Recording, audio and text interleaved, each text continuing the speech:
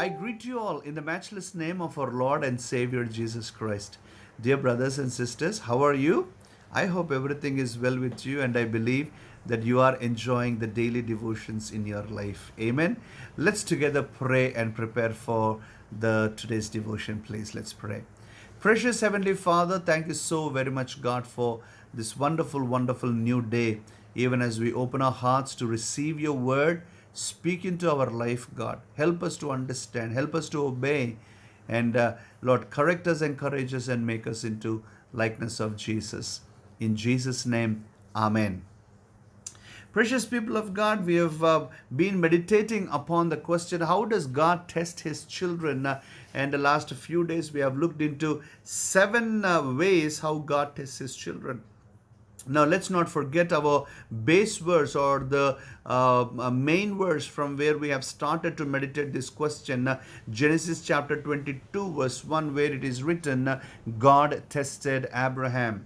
Yes, God will test all of us, and He will keep on testing. Our life is a full of tests. If you want to keep on growing, you should be prepared to keep on being tested in your life. Until now, we have seen 7 ways how God will test us. Number 1, God tests us through His demands. Number 2, God tests us through difficulties. Number 3, God tests us through delays. Number 4, God tests us when He develops other people in front of our eyes. Number 5, God tests us in our dryness. Number 6, God tests us when He gives a different response to our prayers. Number 7, yesterday we have seen God will test us through the experience of death of someone related to us. Now, today I want to start a 2-day or 3-day series, just a sub series within this question. The 8th way God tests us is dimes or money, treasure. God will test His children in this. And this is so very, very important for us to understand about money. Matthew chapter 6 verse 24 says, Jesus is saying, no one can serve 2 masters. No one can serve God and treasure, God and money.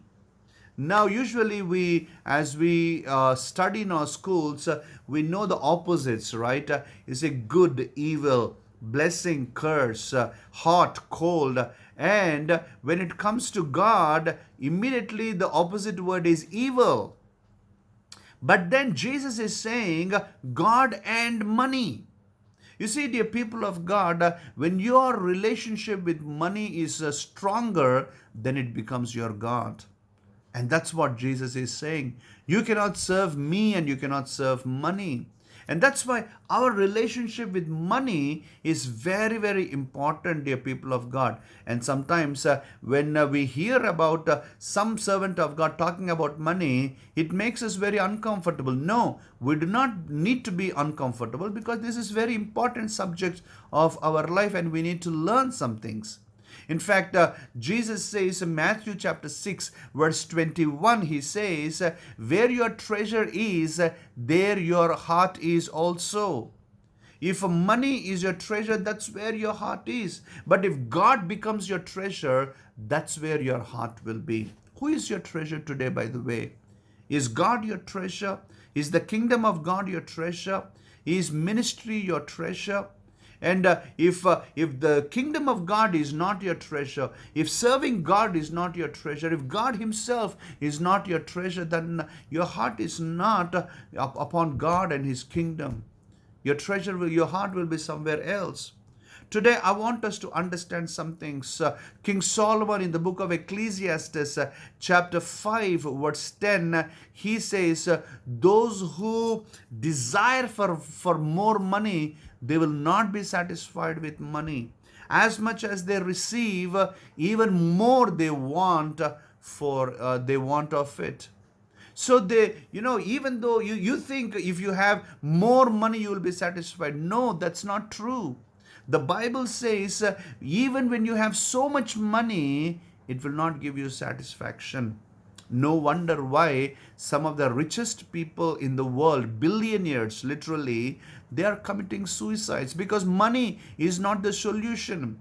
Money doesn't give out all the answers. Money doesn't have all the answers. Money cannot buy everything. Money may buy you a bed, but cannot buy you a sleep. No, it's a relationship with money is important, dear people of God. Money is neutral. Money is neither good nor bad, but the way you relate to money makes it a good money or a bad money. And that's what is very important. James chapter 1 verses 12 verses 14 and 15, it says man is enticed by the greed, and greed pulls him into temptations, and when the sin becomes more, it will give birth to death. Are you greedy in your life? Do you want more and more and more money in your life? How much will you be satisfied with? How much money will you need to get satisfaction? That's what Solomon is saying. As much money as comes into your life, you will not be satisfied. And one verse I want to tell today, dear people of God, Proverbs chapter 13, verse 11. Let's read Proverbs chapter 13, verse 11. Wealth gained hastily will dwindle, but whoever gathers little by little will increase it. If you keep on earning money in corrupt ways, in wrong ways, that will not stay with you.